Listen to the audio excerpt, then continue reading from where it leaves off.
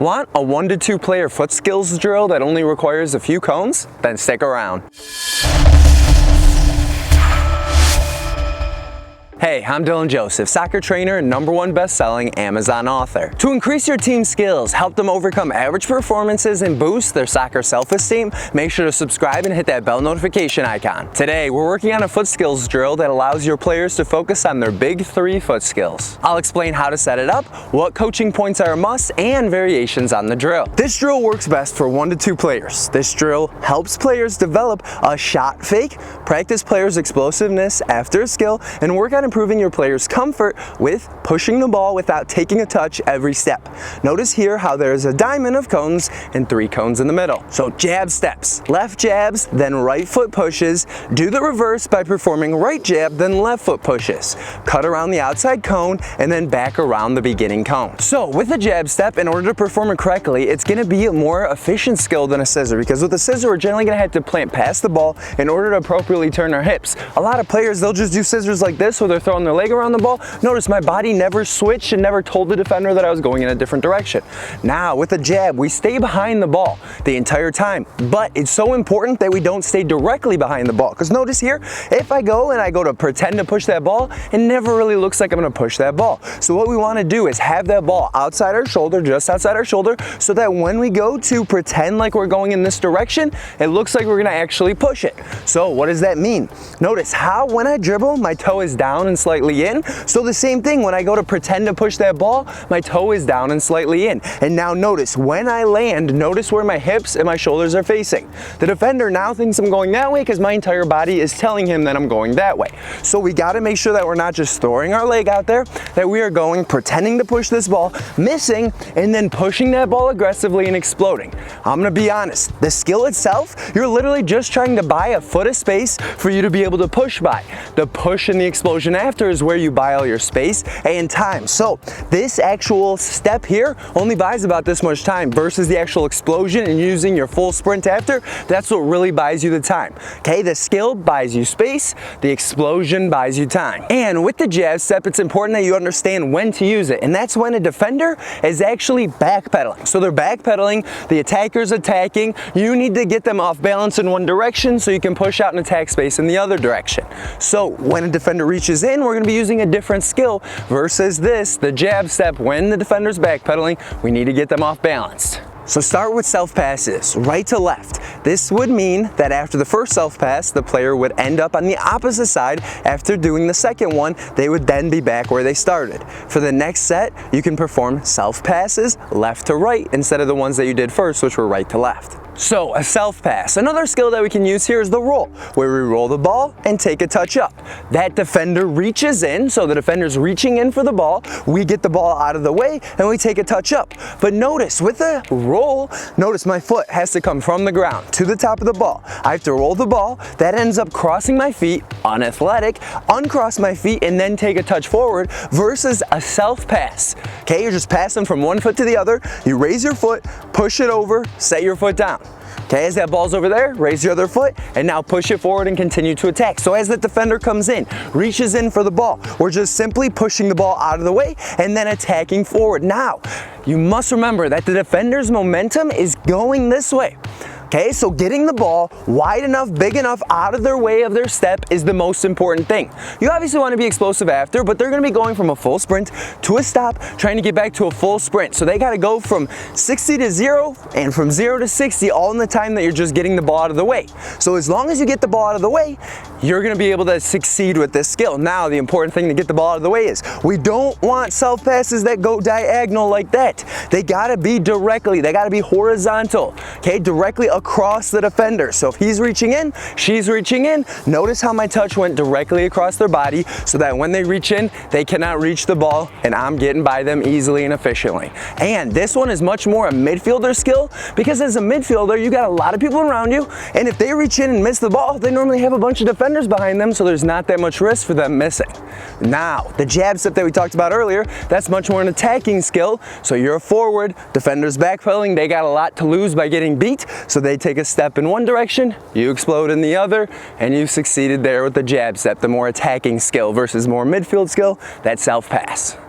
going to both the right and left in the same set and staying on their side of the cross the entire time. Perform these 3 shot fakes, 1 shot fake per set. Cut shot fake, chop shot fakes, and step on, step out shot fakes. So for the 3 shot fakes that we're going to be focusing on, those tier 1s, those better ones, are the cut, the chop, and the step on, step out. Okay, so it's all relative to where the defender is and in what direction you want to still travel after doing the skill. So when we go to chop the ball, so basically cutting it with the outside of our foot, when we go to cut it with the outside of our foot, notice if I'm attacking you and I go and I do a shot fake and I cut it with the outside of the foot, notice my entire body generally is facing away from that direction now. So this makes it a lot easier for me to explode and take the ball back. So if I've got a really good defender on me, I want to be able to cut that ball, keep my body between the ball and them. I want to make sure to use this skill so I can just push the ball back to someone on my team that's going to be a little bit more effective at doing something with it that doesn't have the best defender on the other team on top of them. Okay, but now with the cut, that's when we go to do a shot fake and we cut the ball in front of us. So sometimes we can cut it back, we can come here and we can cut it back, but most instances that defender's flying in trying to block our shot, so we are cutting it across the body and then we're continuing to attack forward. Similarly, the other one that we can do, that's honestly a lot more effective, especially for youth players, is that when we go and we do that step on, step out, and we push the ball away. Okay, so let me show that one more time. When we go to do that shot fake, it's pretending to strike the ball. We step on it with the right foot, or if they're left-footed, you know, they can go to the left. Okay, step on it with the right, step to the outside of the right, and then push and go in the other direction. So with the left foot, pretending to strike that ball. Step on, step to the outside, and push with the opposite foot. And that's great because look it, when I go to do that, I still maintain a lot of ability to explode and accelerate into space so that I can also keep going forward. This ball stays in front of me so that I can go and continue to attack. Versus when I chop at that ball, cut it with the outside of my foot, notice it's much harder for me to attack in that direction now because I'm essentially turning my back to it. So with this skill, again, it's very good to step on that ball, stop it completely, you know where it is now, and then go and attack with that other foot. But big things with shot fakes is that we gotta make sure shot fakes look like what? They gotta look like a shot. Okay, so a lot of players, I'll have them and they'll go and do this. No one's gonna bite, no one's gonna flinch. If that defender's close enough, we want them jumping in, trying to block that ball. And if they're further away, say I'm about 5 yards away from that ball, notice, if they go to strike that, there's a chance that that hits my face. So what am I gonna be doing? I'm gonna flinch, turn, try to protect my face, the most important part, generally, of my body. So we want that flinch, and if I'm just going like this and doing a shot fake, it's not believable. So we gotta make sure. Generally, and this is a pro tip portion of it, we want to look up and see where everything is because generally when we shoot, we want to take a look. Not always important though, but we especially got to get those arms up and that leg up so it looks exactly like if we were striking a ball. So this is not a very good shot fake, not believable at all. Versus when I'm going here, big shot fake, arms go up, leg goes up, much more believable, much more likely to get a person diving in or flinching, trying not to get hit with the ball in that shot fake.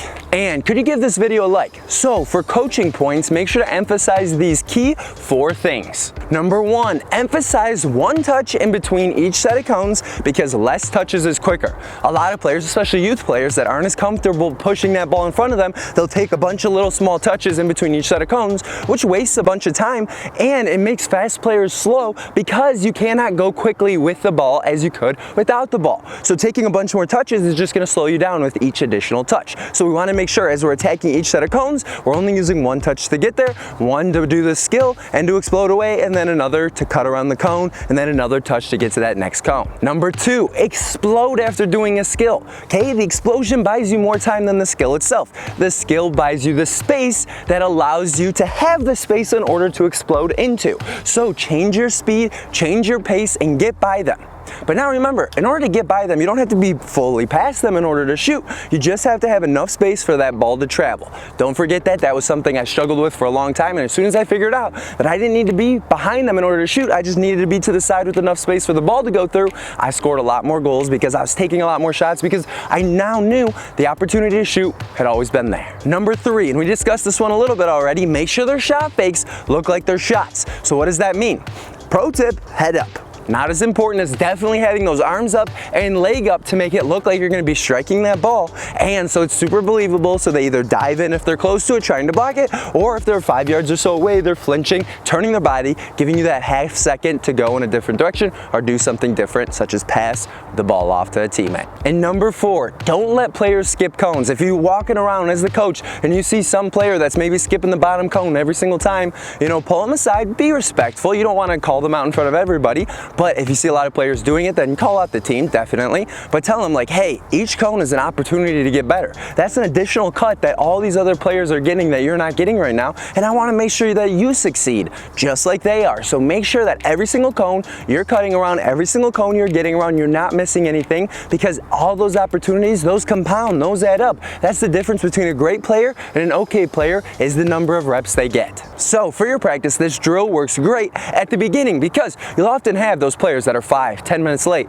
So it's super easy just to set up a few more cones and allow them to jump on their own grit. And the skills that they missed, doesn't matter. You're always showing and teaching the next skill before they do the next round, so they can immediately just jump in and it doesn't impact the flow of practice, which honestly as a coach can be so frustrating when you have all these great drills set up, but players aren't showing up in time, and it's wasting everybody's time for that first 10 to 15 minutes because not enough touches are being had, versus having this drill where you can get a ton of touches, and even those players cycling in, filling in, they can just pick up where you left off. So some variations on this drill are to use the scissor instead of the jab, though the jab is the more efficient skill, and if you're going to teach either skill to your team, definitely teach the jab. And you can also do the roll versus the self pass, but also the self pass, again, more efficient of a skill, takes less time, takes less steps, therefore it's going to be a quicker skill. And also you can use, say, like the jump shot fake or the Cruyff, different shot fakes than I'd previously mentioned. However, keep in mind that these again are lesser skills than the big 3 foot skills. So if you're a coach and you want to only practice a few things, which honestly I recommend, kind of that 80-20 rule where most of the things you practice don't really lead to that much results, 20% of what you practice leads to 80% of the results. Well, when it comes to foot skills, our big 3, so our self pass, our jab step, and our shot fake, those big 3 is going to allow your team, your players, to have 80% of the results. So make sure to emphasize those, and honestly it's totally fine passing on the others, because those big 3, and you can offer in the step over to where players to the side of the ball pretending to take it in one direction, missing and going the other. It's good for a defender or an outside midfielder along a sideline, but in general that's not an attacking skill forward. But those big 3 are huge, that you understand as a coach are the moves that your players need to be performing in order to be effective on the field. Having players that practice and do a bunch of different skills and practice all these different things, they're going to be a jack of all trades, master of none, so they're not going to be great at using any of them, they're not going to work consistently, versus just having a few skills that you try over and over and practice over and over again. It's going to make you brilliant at them, make your players great and amazing at them. So consider the book Soccer Drills, How to Coach the Perfect Practice, using the link in the description below, in order to have a ton of drills at your disposal just to make your life a little bit easier. This book has many great ideas on how to run a wonderful practice, additional drills on passing, foot skills and dribbling, defending and shooting, all in an effort to make your coaching job a lot easier when you can just flip open the book, take out a few drills, and use it for your team's practice, knowing that you'll effectively help them increase their ability and skills with many different coaching points listed that you'll be able to use. And subscribe to avoid missing the next weekly video on a 2-sided shooting drill. And click here for the video on an attacking touch and skills drill.